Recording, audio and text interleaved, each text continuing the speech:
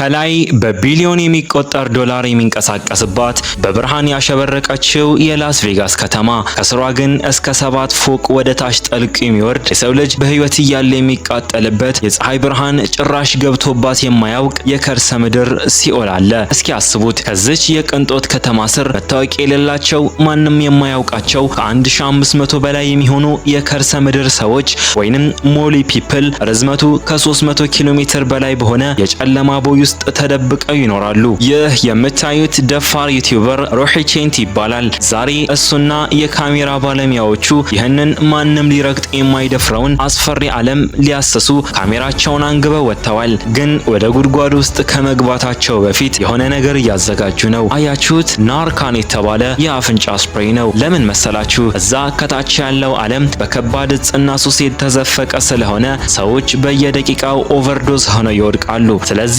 ድንገት መንገድ ላይ የሞተ ሰው ካጋጠማቸው ስፕሬውን አፍንጫቸው ውስጥ ነፍተው ወደ ህይወት ለመመለስ ነው። አጃኢብ ነው። ገና ጉድጓድ ውስጥ ከመግባታቸው በፊት ነው ይህ ሁሉ ጥንቃቄ። አሁን ሮሂና ቡድኑ የብረት በሩን አልፈው ወደ ጨለማው ዓለም ዘልቀው ገብተዋል። የሚያስፈራው ግን የቦታው ጨለማነትና ወንጀል ብቻ አይደለም። 15 ማይልስ ርቆ በከተማው ትንሽ እንኳ ዝናብ ከዘነበ የህቦይ በደቂቃዎች ውስጥ ወደ ገዳይ የጎርፍ ማዕበልነት ይቀየርና የሰዎቹን ንብረት ብቻ ሳይሆን የሰዎቹን ህይወት ሳይቀር ጠራርጎ ይወስደዋል። እዚህ ቦታ መዘረፍ፣ መገደል፣ በእንቅልፍ ልብ ጎርፍ ጠራርጎ መወሰድ የየዕለት ተራ ክስተቶች ናቸው። ታዲያ ሮሂና ቡድኑ ከዚህ ሞት ከተደገሰለት የጨለማ ቦይ ውስጥ ምን አይነት ጉድ ያጋጥማቸው ይሆን? ውስጥስ እነማንን ያገኛሉ? አይናችሁን እንዳትነቅሉ። ዛሬ አጃኢብ የሆነ ነገር አብረን እናያለን። ላይክ አድርጋችሁ ቀጥታ ወደ ጉዟችን እንግባ። አሁን ጨዋታው ተቀይሯል። ሮሂና ቡድኑ ወደ ውስጥ ጠልቀው በገቡ ቁጥር የላስ ቬጋስ የቅንጦት ድምጽ እየጠፋ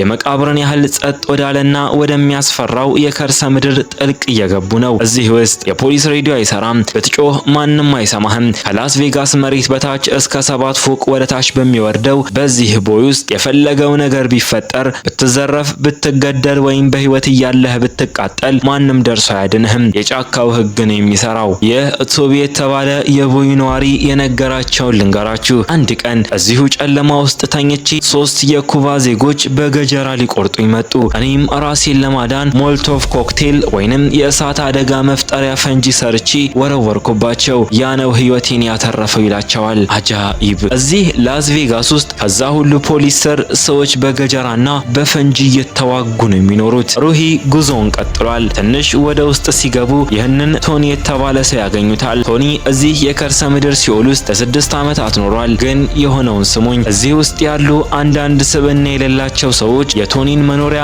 በእሳት አቃጠሉበት። በዚህ አደጋ ቶኒ ተረፈ። ነገር ግን ብቸኛ ጓደኛው የነበረችው ይቺ ምስኪን ድመት ከአፍንጫዋ እስከ ጭራዋ ድረስ በእሳት ተቃጠለች። አያችኋት አይደል? ቢያንስ እንኳን ይቺን ምስኪን እንስሳ ማንም አራራላትም። ይህ የቦታውን የጭካኔ ጥግ ምን ያህል እንደሆነ በደንብ ያሳየናል። አካባቢው በቆሻሻ በሰው ፍሳሽና በሞቱ አይጦች የተሞላ ነው። ሽታውን እንኳን ማሰብ አይቻልም። ወዲያው ግን ሮሂ ግድግዳው ላይ አንድ የሚዘገንን ነገር አየ። RIP የሚል ጽሑፍና የመስቀል ምልክት። አዎ ልክ እዛ ቦታ ላይ አንድ ሰው ተገድሎ ወይም ሞቶ አግኝተውት የሰሩት የመቃብር መታሰቢያ ነው። ማንም ሰው ሊሞት ይችላል። ማንም ከየት መጣ አይባልም። ግን ትልቁና ልብ የሚያስቆመው ድንጋጤ አሁን ነው። ሮሂና የካሜራ ባለሙያዎቹ ባትሪያቸውን እያበሩ በዝምታና በፍርሃት እየተጓዙ ሳለ ድንገት ከፊት ለፊታቸው ከምንም አይነት ብርሃን በሌለበት የጨለማ ጥግ አንድ አስፈሪ ጥላ በግድግዳው ላይ ሲንቀሳቀስ አዩ።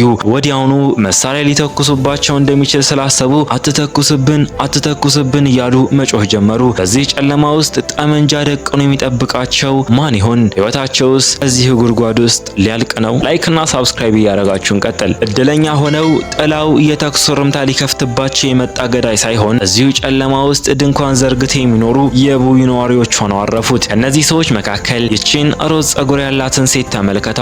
ራሷን እብድ ብላ ነው የምትጠራው። ለ5 ዓመታት በዚህ ጨለማ ውስጥ ኖራለች። ታዲያ እዚህ ውስጥ ምን ትበላለች? እንዴትስ ትኖራለች ብላችሁ ብትጠይቁ ትሬዠር ሃንቲንግ ወይም የድብቅ ሀብት አደን ትለዋለች። የሚገርመው እኮ ከላይ ላስ ቬጋስ ከተማ ውስጥ አሜሪካውያኑ በቁማር አሸንፈው ሲሰክሩና ራሳቸውን ሲስቱ ይቺ ሴት ማታ ወጥታ ጥለውት የሄዱትን ዶላርና እቃ ትሰበስባለች። አንዴ የቁማር ማሽን አሸንፈው በደስታ የዘለሉ ሰዎች ጥለውት የሄዱትን $3000 ወይንም ከ400,000 ብር በላይ የሚገመት ብር አግኝታ እዚሁ ጨለማ ውስጥ እንዳመጣችው ትናገራለች። አጃኢብ አትሉም? ከላይ በቢሊዮን ዶላር የሚንቀሳቀስ የቅንጦት ዓለም፣ ከታች ደግሞ የሰዎችን ስህተት የሚጠብቁ የከርሰ ምድር ሰዎች። ግን ይህ ዓለም የሀብትና የነጻነት ዓለም ብቻ አይደለም። ከላይ ፖሊስ አለ፣ ህግ አለ። እዚህ ከታች ግን ህጉ ሌላ ነው።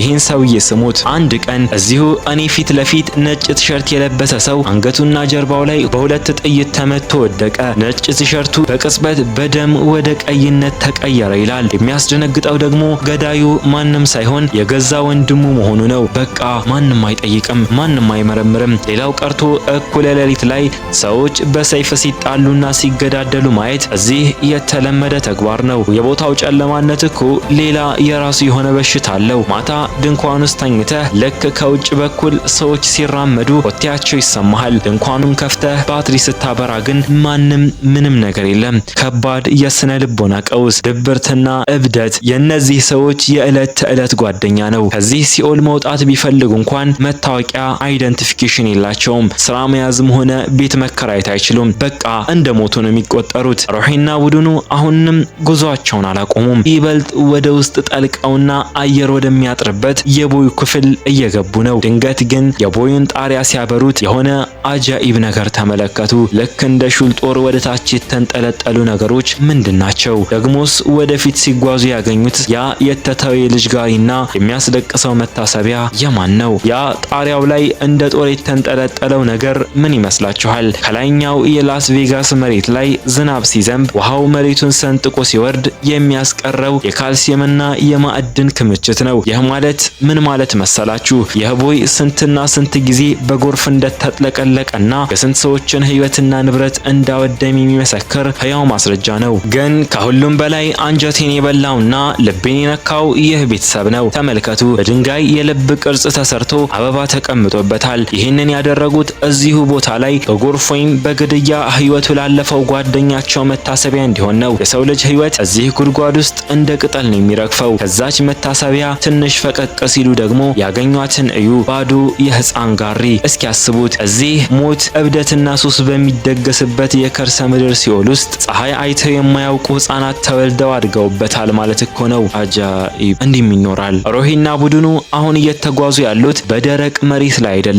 መሬቱ ሙሉ በሙሉ በሚሸትና በቆሸሸ ፍሳሽ ውሃ ተሞልቷል። ውስጥ ላለው የሰው ቆሻሻና ኬሚካል እንዲሁም በውሃው ላይ ለተንሳፈፉ የሞቱ አይጦች ምንም አይነት ርህራሄ የለም። ጫማቸው ሙሉ በሙሉ ረጥቧል። አንድ ትንሽ መቆረጥ ወይም መቁሰል ቢያጋጥማቸው በዚህ መርዛማ ውሃ ምክንያት ምን አይነት በሽታ ሊይዛቸው እንደሚችል ማሰቡ ራሱ ያስፈራል። በመጨረሻም ከሰዓታት የጨለማ የፍርሃትና የሞት ጉዞ በኋላ ወደ ምድር ወጡ። ከጉድጓዱ ሲወጡ ዞር ብለው ሲያዩ ላስ ቬጋስ ምንም እንዳልተፈጠረ በቅንጦት ህንፃዎቿ አሸብርቃ ትታያለች። በዛች ቅጽበት ሁለት የተለያዩ ዓለማትን ነው የምናየው። ከላይ ሰዎች $100,000 የሚቆምሩባትና የሚጨፍሩባት ዓለም፣ ከታች ደግሞ የሰው ልጅ ክብር ሙሉ በሙሉ ተገፉ በቆሻሻና በጨለማ ውስጥ የሚኖሩበት ሲኦል። እኛስ ቤተሰብ አይኖረንም አነሰን ብለን ሁሌ ስናማረር ከኛ በባሰ ጨለማ ውስጥ የፀሐይ ብርሃን ናፍቀው የሚኖሩ ሰዎች እንዳሉ ስናስብ ፈጣሪን ማመስገን የለብንም ትላላችሁ? ለማንኛውም የዛሬው ቪዲዮአችን ይህንን ይመስል ነበር። ቪዲዮ ከተመቻችሁ ላይክ ማድረግ እንዳትረሱ። እንደዚህ አይነት አጃኢብ የሆኑና ያልተሰሙ ዓለም አቀፍ ቪዲዮዎችን ይዤላችሁ እንድመጣ ሰብስክራይብ በማድረግ ቤተሰብ ሁኑ። ሀሳብ አስተያየታችሁን ኮሜንት ላይ አስቀምጡልኝ። በቀጣይ ቪዲዮ እስክንገናኝ ድረስ ቸር ቆዩልኝ።